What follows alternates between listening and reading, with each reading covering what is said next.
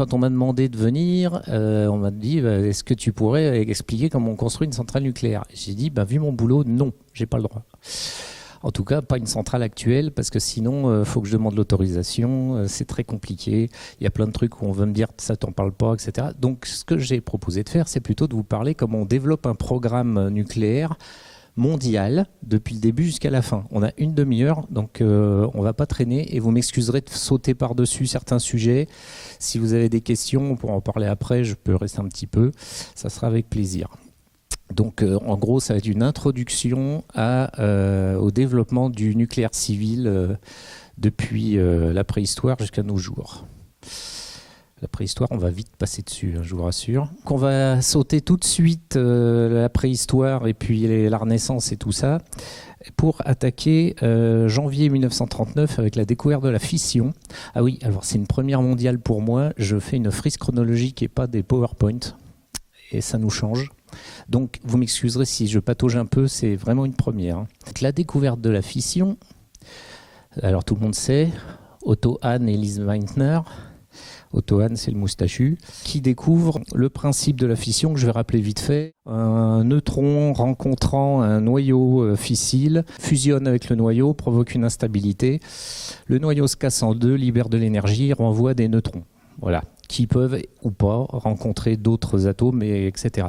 Donc c'est Lise Meitner qui calcule qu'il est possible de faire une réaction en chaîne par là, et donc qui explique l'auto-entretien de la réaction. Et ça a fait l'effet d'une bombe. Ah, gag. Celle-là, j'étais très fier de la placer. Et à peine 3-4 mois plus tard, Joliot-Curie, comprenant tout ce qu'on peut faire avec cette réaction, dépose d'entrée de jeu 5 brevets. 5 brevets dont le premier explique comment on peut fabriquer de l'électricité avec une réaction en chaîne. Donc vous savez comment ça fonctionne, mais je rappelle quand même au cas où. Vous produisez une énergie, alors là on a hydraulique, éolien et de la chaleur. Bon, le nucléaire, grosso modo, c'est de la chaleur. On va pas. Il y a des spécificités, mais on peut résumer ça à de la chaleur. On produit de la vapeur, on fait tourner une turbine qui fait tourner un alternateur, on produit de l'énergie. Voilà. Bon, donc lui comprend qu'avec la réaction en chaîne, on peut faire beaucoup de chaleur longtemps. Et donc, il propose un brevet sur le sujet. Il propose d'autres brevets, parce que je reviens à cette image. Il comprend. Enfin, il faut savoir une chose, c'est que je vous ai dit, le neutron est capturé par un noyau. C'est pas comme on imagine quand on est petit, le noyau le neutron qui vient casser le noyau en tapant dessus. Ça, c'est pas comme ça que ça marche. C'est une capture. Donc, si le neutron va trop vite, il n'y a pas de capture, ou alors moins probable. Donc les neutrons rapides qui sortent ici sont un peu trop rapides pour faire des captures efficaces. Donc du coup, il comprend qu'il faut soit les ralentir, donc créer des neutrons thermisés ou thermiques. On réduit la vitesse, ils produisent de la chaleur en passant, c'est toujours utile. Ou alors on augmente la taille de la cible, donc on augmente le nombre d'atomes fissiles qui est en face, donc enrichissement. Donc ça fait déjà 2 brevets de plus. En plus de ça, il fait un autre brevet pour le retraitement. Et puis pendant qu'on y est, il fait un brevet pour la bombe atomique. 5. Moi, je dis en 3 mois, c'est fort. Comment on fait pour thermiser? Comme ça, au moins, on aura la théorie qui est à peu près balayée. Vous voyez un résidu de fission en vert, là-bas, avec 2 petits neutrons gris à côté qui vont se balader. On les fait passer à travers ce qu'on appelle un modérateur. Le modérateur, c'est un faux ami. Le modérateur va en fait permettre d'accélérer la réaction. Ça modère les neutrons, mais du coup, ça favorise la réaction en chaîne. Pour la réduire, parce qu'on n'a pas forcément envie que le moteur s'emballe, on va placer des barres de contrôle, mais un matériau de contrôle qui, lui, absorbe le neutron et le laisse pas rebondir. Donc l'inverse. Avec ces deux-là, vous pouvez accélérer ou ralentir les réactions et normalement contrôler votre réaction et faire ce que vous voulez avec. Bon, ça, on est en 39. Après, ils se rendront compte que c'est peut-être un tout petit peu plus difficile. Mais sur la théorie, c'est assez basique. Donc, on va accélérer un peu parce qu'après, c'est la guerre. C'est pas forcément très rigolo. Je vous passe le fait que Joliot-Curie, il avait quand même commencé à préparer une pile. Parce que tant qu'à faire, c'est un gars un peu péchu, il sort les brevets, il lance sa pile tout de suite. Mais il y a la guerre, donc il décide d'envoyer toute l'eau lourde l'eau lourde est un très bon modérateur. Toute l'eau lourde qu'il a collectée, il réussit à la sauver et à l'envoyer en Angleterre. Il y a des bandes dessinées, des films, des romans sur le sujet, sur la guerre de l'eau lourde, je vous recommande. C'est assez passionnant, ça dure toute la guerre d'ailleurs, mais malheureusement je vais sauter à pieds joints par-dessus. Donc les Anglais ont de quoi faire alors ça c'est, vous voyez ici le projet Tube Alloys, c'est le projet anglais de bombes au plutonium. Ils ont tout de suite compris qu'il fallait se dépêcher. D'autant que les Allemands sont pas en reste, parce que ici vous voyez Werner Heisenberg.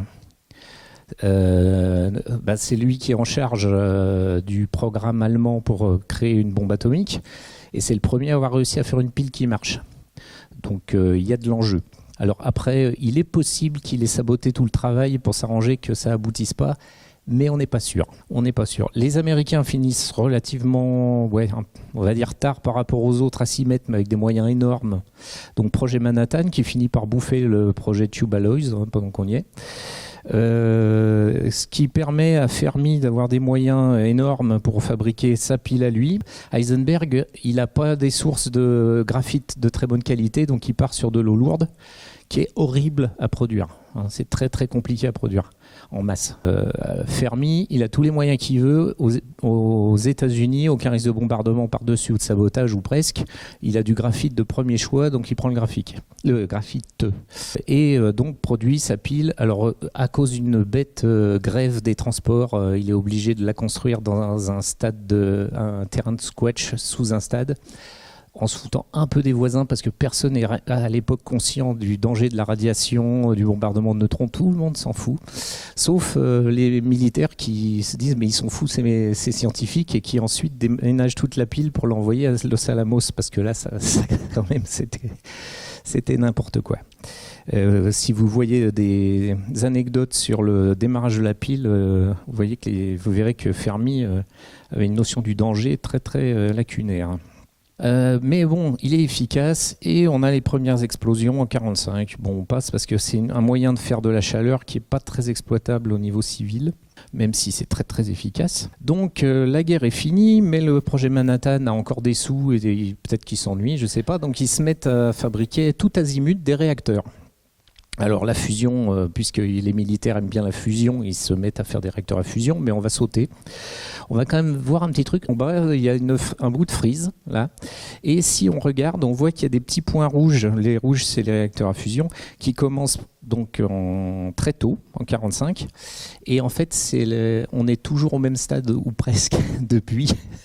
Ça va faire bientôt 100 ans qu'on essaye de faire des centrales à fusion. Donc vous voyez, le temps de développement de la fusion est très très très long. C'est beaucoup plus rapide pour la fission. Alors on a tout de suite des résultats pas trop mal. Alors on commence par des neutrons rapides parce que c'est le plus facile à faire. Surtout quand on a du combustible, on appelle ça du combustible, l'uranium ou le plutonium qu'on utilise dans une centrale, ou du fuel. Donc si on dit fuel, on parle d'uranium. Ils ont beaucoup de plutonium sous la main, donc tant qu'à faire, autant faire des réacteurs à neutrons rapides. Et le premier fonctionne avec un mélange plutonium-mercure. Si Greenpeace savait ça, je ne vous raconte pas.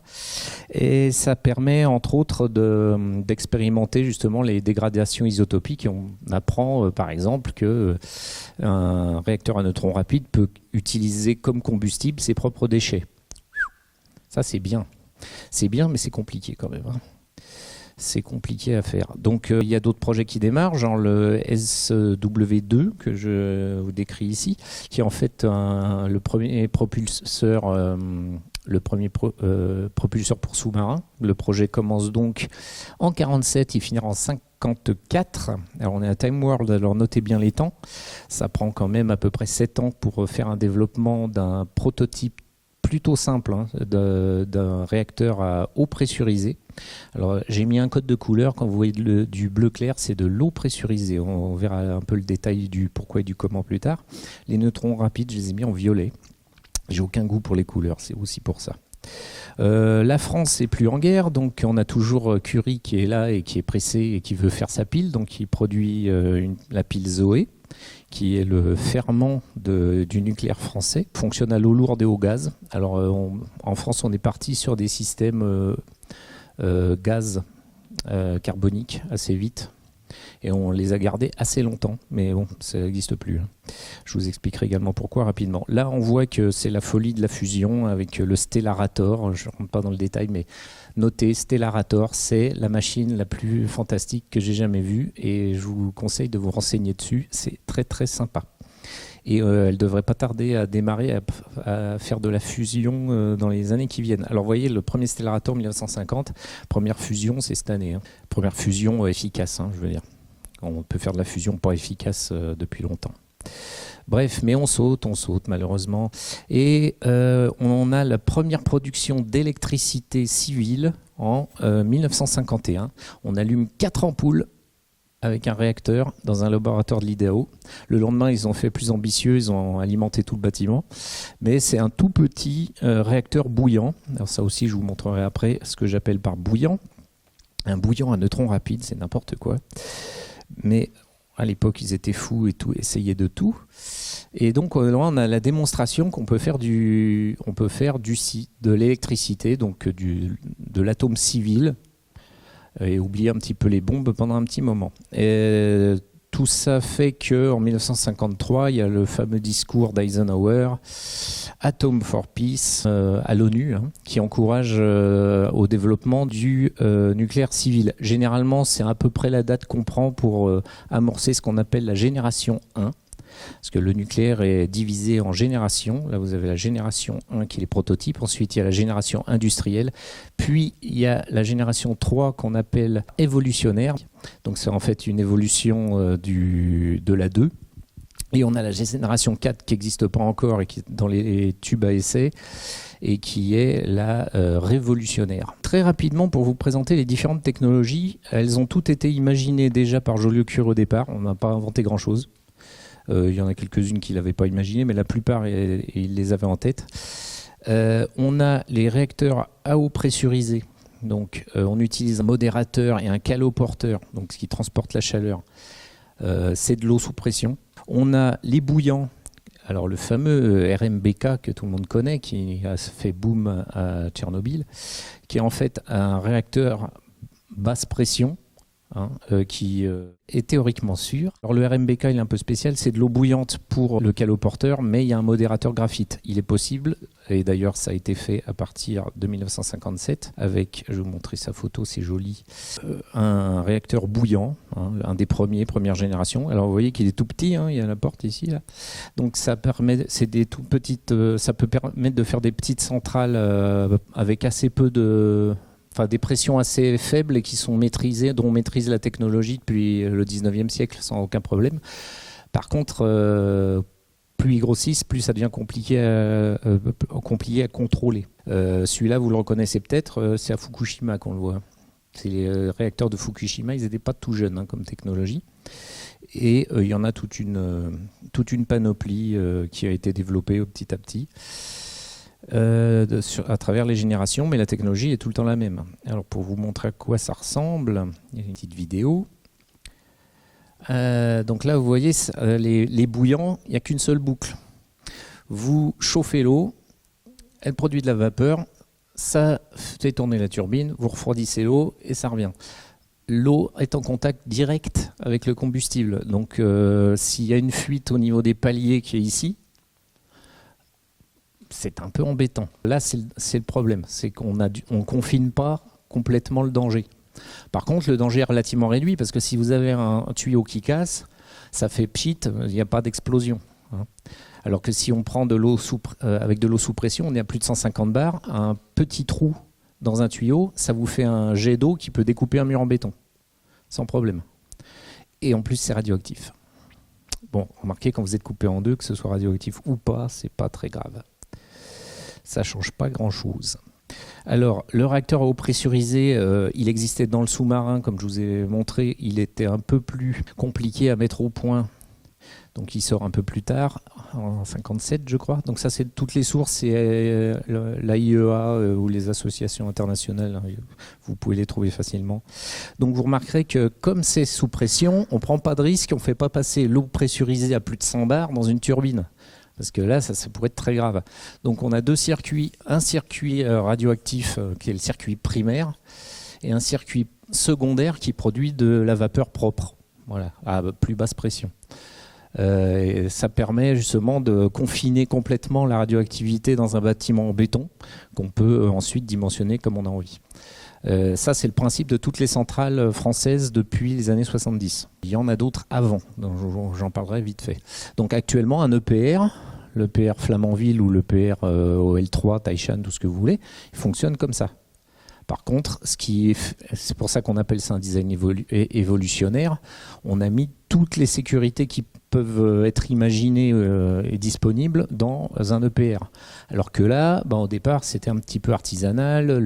Forcément, à l'époque, il n'y a pas d'électronique, c'est contrôlé au levier électromagnétique. Voilà, il y a eu énormément de développement pendant toutes ces années. Mais les principes n'ont pas évolué vraiment en fait. Alors, il y a quand même des essais un peu exotiques, par exemple le CANDU pour Canadian, je sais plus, deutérium uranium, qui est un peu compliqué. C'est un réacteur à eau lourde. Le combustible est ici. On peut le faire sortir en le poussant. Les barres de contrôle sont là et le modérateur c'est de l'eau lourde froide et le caloporteur c'est de l'eau lourde chaude dans deux circuits complètement séparés. Ça permet de fonctionner à l'uranium naturel, ce qui pour certains pays est très intéressant parce que c'est plus facile, il n'y a pas besoin d'enrichissement. Et ça permet aussi de produire du tritium, ce qui peut être utile dans certains cas en changeant les régimes, etc. Bon, j'ai pas forcément les détails techniques là-dessus, c'est secret canadien. Et alors ça, par contre, c'est tiré du projet Tube Alloys, en fait. Tout ça, c'est une longue filiation qui vient de la Deuxième Guerre mondiale. Parce que le Tube Alloys, évidemment, les Anglais n'étaient pas fous. Ils n'ont pas gardé le projet en Angleterre, c'était bombardé. Ils sont allés le déplacer au Canada directement. Et les Canadiens en ont profité. Alors on a le réacteur MSRE. C'est vraiment le truc vraiment qui était différent et je pense pas qu'il ait été imaginé par l'écurie. Là, on utilise le caloporteur, c'est le combustible. Le combustible est liquide et c'est lui qui sert de caloporteur. Et ça, c'est absolument magique. Vous prenez du sel d'uranium liquide, il faut le chauffer un petit peu quand même, sinon il n'est pas liquide, et vous le faites circuler. Et c'est lui qui fait le caloporteur tout en entretenant la réaction. Alors ça, il y a un projet pour le génération 4, parce qu'à l'époque, ça a très bien marché pendant 2 ans. Quand ils ont démonté, ils se sont rendus compte que les sels d'uranium, ça bouffe tout. Donc on a des gros problèmes de matériaux. Dommage parce que c'est à pression atmosphérique. Les déchets, vous ouvrez un robinet pour les sortir, il n'y a pas de problème, ça tombe au fond. Les sels ne sont pas très compliqués à produire, on y arrivait très bien à l'époque. Il n'y a que le problème de matériaux qui fait que les tuyauteries elles sont bouffées à vitesse grand V. Donc la centrale a duré 2 ans à peu près. Pas très rentable. Donc en attendant de trouver des solutions, c'est resté un peu sous le chapeau. Je saute parce que comme il est tard, j'aurais peut-être pas le temps d'arriver aux générations 4. Maintenant, on a trouvé des matériaux qui s'auto-réparent. On les utilise dans les réacteurs qui utilisent du plomb fondu à la place de l'eau. Ça existe. Le plomb fondu est très corrosif aussi. Ils ont fait des essais dernièrement sur des démonstrateurs. On arrive à avoir des tuyauteries qui utilisent le plomb fondu et donc les résultats d'abrasion pour s'auto-réparer. Donc on a des durées de vie qui commencent à être très sympathiques. Il n'est pas impossible qu'on arrive à faire des développements intéressants de la même façon sur les sels d'uranium. Donc s'il y a des sujets de recherche, moi si je me mettais à faire de la recherche, j'irais là-dessus, si je pouvais. Qu'est-ce qu'on a d'autre de sympathique ? Ah oui, j'oubliais. On a les réacteurs gaz. Alors, la France tout de suite se met au réacteur gaz. Alors c'est quoi le réacteur gaz ? Alors l'UNGG qui est la première génération, les générations suivantes c'est les mêmes principes, c'est juste on a un peu changé la taille. On utilise un caloporteur qui est du CO2 qu'on fait tourner avec des gros ventilos pour faire simple, donc c'est en bleu là. Et on a un réacteur qui est contrôlé avec des barres de contrôle. Le gaz passe à travers des échangeurs qui font bouillir de l'eau et on fait tourner la turbine. Donc c'est pas mal parce que l'eau est pas radioactive, les fuites sont relativement anodines s'il y en a. Donc c'est assez sûr. Par contre, on a vite découvert qu'il y a un petit inconvénient de taille, si j'ose dire. Oui, c'est encore un jeu de mots, je m'excuse, vous allez comprendre pourquoi. C'est assez rapidement, on se rend compte qu'il y a des technologies qui ont des avantages et d'autres qui ont des inconvénients. Donc ça, c'est la même version, mais plus compacte, avancée. C'est là. Alors vous voyez, ça, c'est les ratios. Donc ça, le gaz, c'est celui-là, pour 600 mégawatts. C'est juste le cœur. Il faut le bâtiment autour. Là, vous avez un PWR, donc un pressurisé. Voilà, alors vous comparez les tailles. Le RMBK, donc Tchernobyl, qui est un des plus gros, qui est énorme, est plus petit pour une puissance quasiment double. Donc la taille fait que c'est pas rentable. Et ensuite, plus il y a de gaz, plus c'est dur à contrôler. Donc plus vous augmentez en puissance, moins vous avez de puissance. C'est quand même complètement paradoxal. Assez rapidement, donc, il y a des questions qui se posent sur la filière française en se demandant s'il n'y a pas eu une erreur de choix de technologie. Heureusement, encore une bêtise de ma part, heureusement, l'incident de Saint-Laurent-des-Eaux va clore immédiatement le chapitre. En fait, il y a eu un début de fusion au moment de chargement du réacteur de Saint-Laurent-les-Eaux qui est au gaz, ce qui permet à Pompidou de dire bon, on arrête avec cette technologie-là et on passe sur le REP. Et le débat s'arrête. Donc à partir de cette date-là, en France, on passe sur du pressurisé, avec un programme très ambitieux d'une 50aine de réacteurs qu'on développe à partir de les années 70 jusqu'en début 2000. C'est le même programme tout le long avec des changements de techno, d'amélioration de la techno et donc de la puissance et de la sécurité. C'est ce qu'on appelle chez EDF les paliers. Donc le palier 0 qui est à 900 MW. Après, on augmente un petit peu, progressivement sur les paliers 1 et 2. On a le P4 qui, Flamanville, Paluel, Saint-Alban, qui est à 1300 watts et qui commence à partir des années 80 d'avoir de l'électronique et de l'informatique. Donc, parce qu'il faut aussi penser que le contrôle, c'est très important. Puis, on arrive sur le palier 4, qui est un peu l'ancêtre de l'EPR, où on arrive carrément au début 2000, démarrage de Civaux. Vous remarquerez que plus on avance, plus les temps de développement ont tendance à se rallonger, parce que ça devient de plus en plus difficile. Et par exemple, là, vous avez une cuve qui fait déjà 200 tonnes. Elle est en 5 parties, donc c'est d'énormes viroles qu'il faut forger. Le PR, c'est encore pire, parce que pour réduire le nombre de viroles, les soudures s'usent énormément quand elles sont bombardées par des neutrons, donc on a réduit le nombre de soudures. Donc en fait, on fabrique une cuve qui va du sol jusqu'au plafond là-haut, et qui doit être en largeur à peu près comme le banc ici, et qui fait 300 tonnes à vide. Il faut le forger en 3 pièces. Il n'y a que 2 forges au monde qui savent faire ça. Il y en a une au Japon. Alors d'ailleurs, chaque fois que la cuve est finie au Japon, il y a une petite cérémonie shintoïste avant le départ du bateau pour être sûr que les kami ne coulent pas le bateau, parce que c'est vraiment 3 ans de travail. Et je vous jure qu'il faut aller faire sa petite prière et tout. Parce que quand vous voulez remplacer une pièce là-dessus, c'est un peu compliqué.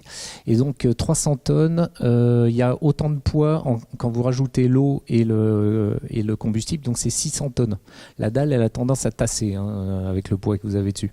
D'ailleurs, en fait, sur un EPR, il faut savoir que c'est tellement lourd, il y a 400 000 tonnes de béton, 150 000 tonnes de ferraillage, plus 130 000 tonnes d'équipement, plus la flotte, je ne sais plus combien ça pèse.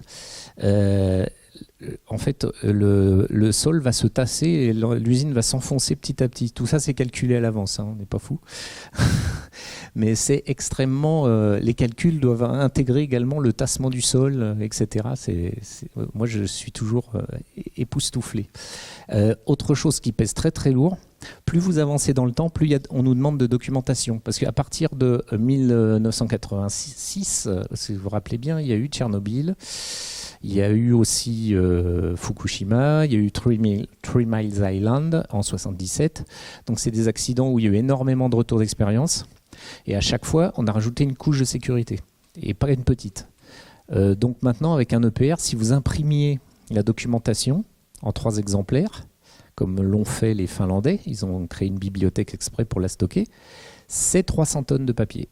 300 tonnes de papier pour la doc. Alors, c'est pas que le manuel de démarrage, hein, on est d'accord. Il y a il y a 1 million de références dans une centrale EPR.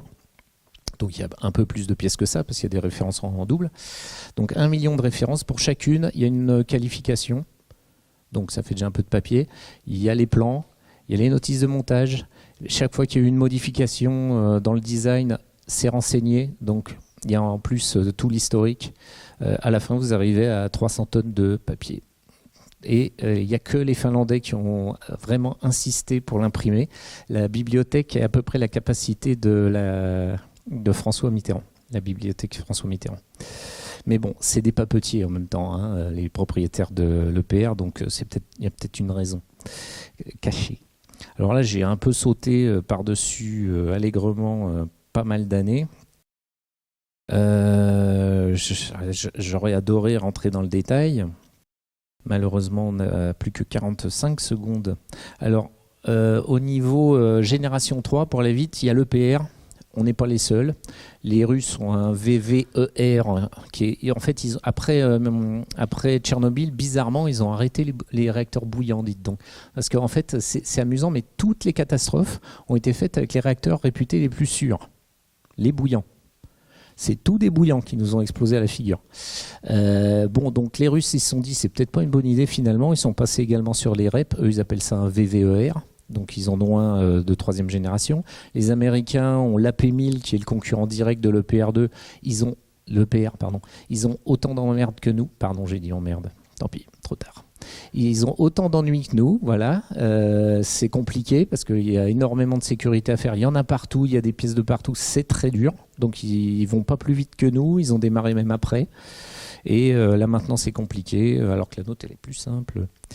Nous, vous avez sûrement entendu, ou peut-être entendu parler du fait que les Chinois ont arrêté les 2 réacteurs qui ont démarré il y a 2 ans. Parce qu'en fait, une fois qu'on a démarré une centrale, alors le démarrage, c'est la première criticité, c'est quand on envoie les neutrons pour la première fois. Après, il y a plusieurs années de travail pour avoir un vrai démarrage effectif. Il y a énormément d'essais. Et il y a, entre autres, à pleine puissance, un essai qui dure 8000 heures pour vérifier les vibrations. Donc les Chinois ont fait ça, et en résultat, il y a un peu trop de vibrations, et en plus, ça endommage légèrement les paniers de combustible, enfin les gaines. Ça, pas le droit, hein. Donc on est en train de travailler sur la réduction des vibrations, parce que vu les pressions qu'on avait, on n'a aucun outil de calcul de CMD qui a fait des modélisations fiables. On n'avait pas les outils vraiment finement représentatifs d'un circuit aussi compliqué, quoi. Donc on a des surprises. Donc il faut tout lever et puis aller mettre des appareils au fond pour réduire les vibrations. C'est en cours, ça va peut-être prendre 1 an ou 2 de plus, mais on est confiant, ça va marcher. Et les niveaux L3, pour l'instant, ils n'ont pas de vibrations, mais ils ne sont pas encore en plein régime, donc on aura la surprise. Et je vais finir en quelques secondes et en retard avec juste tout petit... Ah oui, j'ai mis l'accident de la centrale de Cattenom, qui n'a pas existé, je vous rassure. C'est seulement dans un jeu de rôle qui s'appelle Shadowrun, où la centrale explose et détruit toute la région. Et si vous voulez faire des jeux de rôle dans la zone irradiée, c'est super marrant. En vrai, ça serait sûrement pas aussi drôle. Alors, le projet Astrid, qui était pour un Gen 4 au sodium, est arrêté au moins jusqu'en 2050. Donc tant pis. On a un réacteur plomb en cours d'étude. C'est plutôt du côté italien. Alors l'inconvénient du plomb, c'est quand vous arrêtez le réacteur, il ne repart pas. Ça m'a toujours fait rigoler, ça. Donc vous ne pouvez pas arrêter le réacteur en fait. Donc je ne sais pas si c'est une bonne idée, on verra. En plus de la corrosion. On revient au gaz petit à petit avec un projet franco pays de l'Est pour simplifier, parce qu'il y en a beaucoup. Neutron rapide. Alors, par contre, ça ne sera pas avant 2050 non plus. Les travaux commencent tout juste. Et les temps de développement, vous avez pu voir, quand on part de zéro, c'est très long. Juste pour répondre à une question que vous allez forcément me poser, quel tricheur je suis. Là, c'est un planning de FA3 que j'ai bricolé moi-même, il n'y a rien de secret. Là, vous avez la longueur totale du projet. C'était un premier projet. Ça dure 29 ans. Parce qu'au début, vous avez quand même 8 ans d'études de sûreté, 5 ans d'examen technique préalable à la demande d'autorisation. Donc ça, c'est l'État qui réfléchit si les calculs de sûreté lui plaisent ou pas. En parallèle, il y a un rapport préliminaire de sûreté à faire qui dure 2 ans. Bon, ça, c'est les calculs pour montrer que ça tient. Puis, on attend que l'État se décide. Et donc, du coup, on est déjà sur... on est déjà 8 plus 5. On est déjà sur 13 ans d'attente rien que pour faire du papier, en attendant d'avoir le droit de commencer à faire les études. Donc, dès qu'on est sur une première série, c'est très, très, très long. Donc, c'est une des raisons... Il y en a plein d'autres, mais c'est une des raisons pour laquelle le projet Flamanville est très long, et c'est une des raisons pour laquelle ça sera de toute façon très long de développer des nouveaux types de centrales, et c'est dommage parce qu'on en a besoin. Voilà. J'ai largement dépassé le temps, il doit rester 5 minutes pour tes questions. Moi j'en ai plein de questions, mais je vais vous en poser simplement 2 là. Oui. En tout cas, bravo pour votre présentation. Puis alors, moi j'étais enseignante, je ne connais pas ce truc-là, on en reparlera après parce que je trouve ça super. Ma première question, c'est concernant la technique pour les sels d'uranium. En fait, en plus, c'était contaminé probablement toute la tuyauterie. Ah oui, c'est-à-dire quand j'ai pas parlé démantèlement, mais les problèmes de, l'eau radioactive en contact avec les tuyaux va de toute façon contaminer. Il y a en plus des problèmes de transmutation de matériaux qui peuvent produire des petits déchets supplémentaires. Il y a des boues qui vont se créer même avec les eaux les plus purifiées et qui vont rester dans les tuyaux. Donc quel que soit le matériau que vous utilisez comme caloporteur, il y a une pollution et qui doit être prise en compte dans le démantèlement. C'est pas forcément les déchets, quand c'est de l'eau ou du gaz, c'est pas forcément les déchets les plus gênants à nettoyer. C'est du travail, ça se fait pas n'importe comment, mais bon bref. Pour les sels d'uranium, en fait, vous purgez toutes les canalisations du fluide, puis vous rincez. C'est pas beaucoup plus compliqué si le matériau est pas abîmé. Par contre, si le matériau est foutu et qu'il faut changer les tuyauteries, ça devient un des déchets à traiter. C'est pas forcément les déchets avec les durées de vie les plus longues. Normalement, on sait gérer. Tant que vous n'avez pas de l'américium qui traîne, on sait gérer, en fait. Ma deuxième question, j'ai pas compris l'intérêt du projet qui vous aurait intéressé là, sur le plomb. C'est pas forcément qu'il m'intéresse, il m'amuse. Non, parce qu'en fait, j'ai pas compris comment il marchait. En fait, c'est un réacteur à neutrons rapide et au lieu d'utiliser de l'eau ou des sels d'uranium, c'est du plomb. Donc, il faut d'abord du plomb fondu que vous mettez dans les canalisations. Et c'est un très très bon... c'est le plomb qui est le réacteur. Ouais, en fait, le plomb est un très bon modérateur et un très bon caloporteur. D'accord. Donc, ça a déjà été testé sur de la propulsion militaire par les Russes. Il y a un gros inconvénient, c'est que vous ne pouvez pas l'arrêter. Si vous l'arrêtez, il est foutu. Par contre, l'avantage, c'est que si vous l'arrêtez, toutes les saloperies sont prisonnières du plomb. Donc vous découpez les tuyaux et puis vous avez déjà vos containers de déchets qui sont déjà faits clé en main. Mais bon, c'est quand même dommage de devoir découper toute la centrale. Et puis ma dernière question, c'est pourquoi est-ce que la fusion est plantée depuis aussi longtemps ? C'est pas vraiment planté, c'est qu'on a en fait, il y a des verrous technologiques à chaque fois. Quand vous faites il y a une invention, vous avez des verrous technologiques à faire sauter. Il faut voir que pour produire de l'énergie de fusion, il faut atteindre soit des pressions gigantesques, soit des températures gigantesques. On préfère les températures gigantesques parce que dans le vide, on arrive à les confiner, quoi. S'il fallait la même pression que dans le soleil, ça serait vraiment très dangereux. Donc il faut réussir à avoir des matériaux qui vont résister au rayonnement d'un plasma qu'on a chauffé à plusieurs millions de degrés. On arrive à le faire depuis 10-15 ans. C'est-à-dire quand ils ont lancé ITER, ça date, le projet a été en gros démarré en 89. Les ébauches, vraiment les tout premiers. Ils avaient planifié donc un immense TOR, un anneau torique, en se disant, bon, d'ici qu'on le fabrique, on aura bien trouvé comment on fait pour lui faire résister à la température de ce qu'on va lui mettre à l'intérieur. Et on a réussi, alors moi c'était en 2010 je crois, où mon entreprise de l'époque, Areva, a réussi à souder du cuivre sur du beryllium, ce qu'on m'a dit à l'école c'était impossible, pour faire des panneaux qui tiennent le rayonnement. Donc vous voyez, il y a avant, essayer de le faire avant, c'est pas possible, on n'avait même pas la technologie pour faire les panneaux anti-radiants pour protéger le tore. Maintenant on les a. C'est bien. Maintenant, on a des petits soucis. ITER, par exemple, c'est même pas un prototype, c'est un démonstrateur. On va même pas produire d'énergie avec. On veut juste voir si on arrive à contrôler le plasma sans qu'il fasse des trous partout dans le tore. On n'est même pas sûr. Alors, il y a des tas de recherches sur l'intelligence artificielle pour apprendre à contrôler le plasma comme ça, et on ne sait pas si ça marche. Il faudra essayer. Le stellator, par contre, il n'y a pas de problème d'éruption de plasma parce qu'en fait, on donne une forme au plasma qui est stable, mais la forme, elle est tellement tarabiscotée qu'on a réussi à la calculer que dans les années 2000. Avant, on n'avait pas les moyens de calculer, ça aurait pris des millions d'années, quoi. Donc, vous voyez, il y a des verrous qui font qu'il a fallu attendre d'avoir les ordinateurs qui vont bien, les matériaux qui vont bien, voire les procédés de soudure qui vont bien. Et c'est pour ça qu'on attend. En tout cas, merci pour les questions. Je vais très rapidement faire une synthèse pour laisser le temps au prochain intervenant. Donc, vous nous avez bien fait une idée de l'évolution de cette technologie, donc le nucléaire, commencé par sa découverte en 1939 et les brevets qui ont été déposés par Joliot-Curie. Vous nous avez expliqué un peu les technologies qu'on utilise aujourd'hui donc, dans l'électricité civile. On peut dire que c'est autour de 1951 qu'on a commencé à vraiment produire de l'électricité civile avec le nucléaire.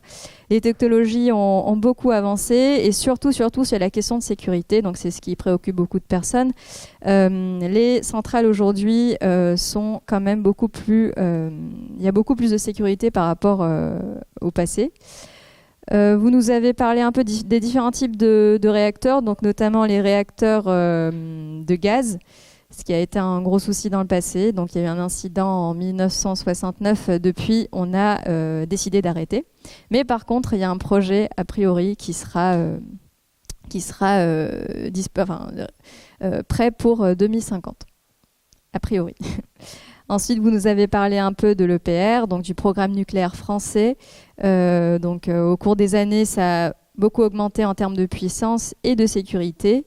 Vous nous avez parlé des problèmes techniques, donc l'idée que les soudures, c'était quelque chose de très problématique et donc il y a le besoin de créer des énormes cuves, des énormes pièces avec uniquement 3 pièces, donc avec peu de soudure. Finalement, vous avez aussi parlé des vibrations, donc des problèmes liés aux vibrations et qu'aujourd'hui, on a besoin d'installer des appareils pour réduire ces vibrations. Et aussi, finalement, la durée de mise en place d'une technologie pareille, donc ça met environ 13 ans. Donc c'est quand même... beaucoup d'études préalables avant d'avoir juste la possibilité, donc l'accord du gouvernement pour aller installer une centrale. Je vous remercie.